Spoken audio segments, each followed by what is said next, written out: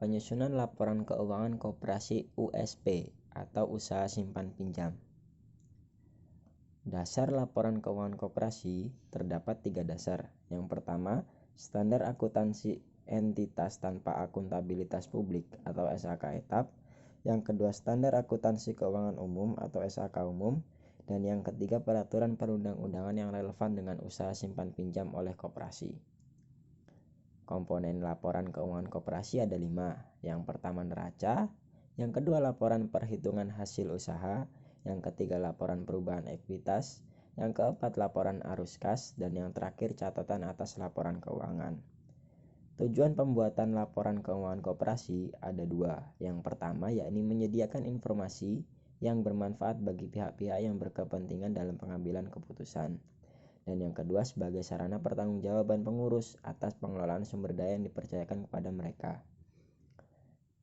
Untuk periode pelaporan keuangan koperasi, laporan keuangan wajib disajikan secara tahunan. Jika menggunakan tahun-tahun hijriah, maka harus disajikan dengan tahun takwim sebagai komparasi. Dalam hal usaha simpan pinjam baru berdiri, laporan keuangan dapat disajikan untuk periode yang lebih pendek dari 1 tahun. Pembahasan selanjutnya yakni basis akuntansi. Laporan keuangan disusun atas dasar akrual. Oleh karena itu, laporan keuangan menyediakan jenis informasi transaksi masa lalu dan peristiwa lain yang paling berguna bagi pengguna dalam pengambilan keputusan. Manfaat laporan keuangan untuk koperasi ada 4. Yang pertama sebagai dasar pengambilan keputusan, yang kedua sebagai dasar evaluasi, yang ketiga sebagai dasar dalam melakukan inovasi, dan yang terakhir ada untuk mempermudah mendapatkan investor. Urgensi laporan keuangan koperasi. Penerapan standar akuntansi yang tepat dalam menyusun laporan keuangan merupakan kunci keberlangsungan koperasi. Pendanaan yang diberikan cenderung memperhatikan kondisi finansial koperasi. Di sini terdapat referensinya, yakni Peraturan Menteri Koperasi dan Usaha Kecil dan Menengah Republik Indonesia Nomor 13 Tahun 2015. Terima kasih. Dalam video kali ini, kami akan membahas tentang persamaan dasar akuntansi dan juga tata cara bagaimana menggunakan aplikasi sederhana yang kami buat menggunakan software Microsoft Excel. Nah, pengertian dari persamaan dasar akuntansi adalah perhitungan yang nantinya bisa memproyeksikan kekayaan, hutang, serta modal yang dimiliki. Nah, persamaan ini digunakan untuk menilai kemampuan koperasi dalam mengelola keuangan. Rumusnya yaitu harta sama dengan hutang ditambah ekuitas ditambah pendapatan dikurang beban. Nah, dalam menggunakan persamaan ini, manfaat yang bisa kita dapatkan yaitu satu berupa sumber catatan yang nantinya bisa mempermudah proses pencatatan transaksi keuangan. Yang kedua sebagai sarana untuk memeriksa besarnya saldo yang masuk maupun keluar. Dan yang ketiga, sebagai sarana koreksi ketepatan saldo akun-akun.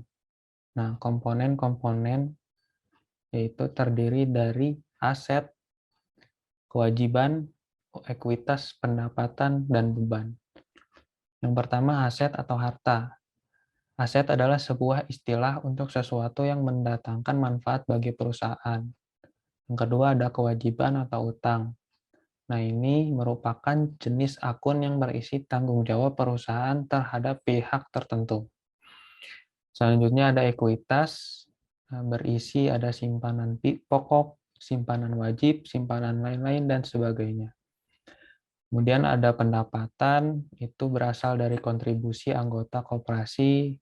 Kemudian ada beban, yaitu dari beban usaha, ada beban perkoperasian, beban operasional lainnya, beban pajak, dan beban lainnya.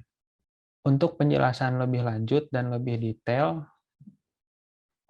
komponen-komponen tersebut bisa dilihat ke Peraturan Menteri Koperasi dan Usaha Kecil dan Menengah Nomor 13 Tahun 2015 tentang Pedoman Akuntansi Usaha Simpan Pinjam oleh Koperasi. Di peraturan tersebut sudah tertera sangat detail dan sangat lengkap untuk menjelaskan komponen-komponen yang ada. Selanjutnya masuk ke sheet referensi akun. Nah, di sini ada berisi tentang jurnal-jurnal, akun jurnal yang sudah ada beserta kode referensinya. Mungkin yang langkah pertama yaitu kita beri nama koperasinya, beri nama judulnya, mungkin kita kasih contoh ada koperasi ABC untuk tahunnya sekarang 2021. Nah, selanjutnya bisa langsung ke pencatatan transaksi. Nah, 1 sampai 12 ini menggambarkan bulan. Misalkan bulan Januari, 2 Februari, 3 Maret, dan selanjutnya.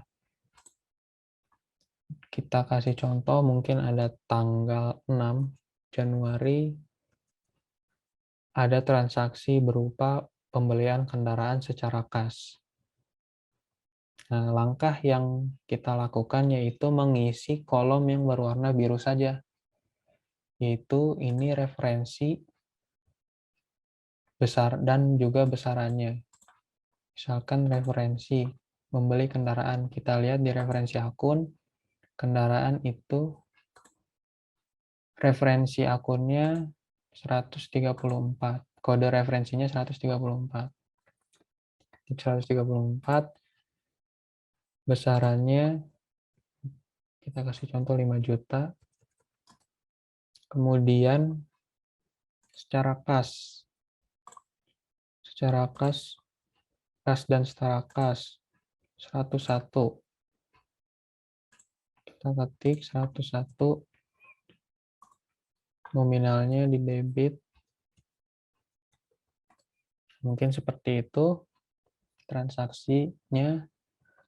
Kemudian setelah mencatat transaksi per bulan, kita masuk ke neraca saldo.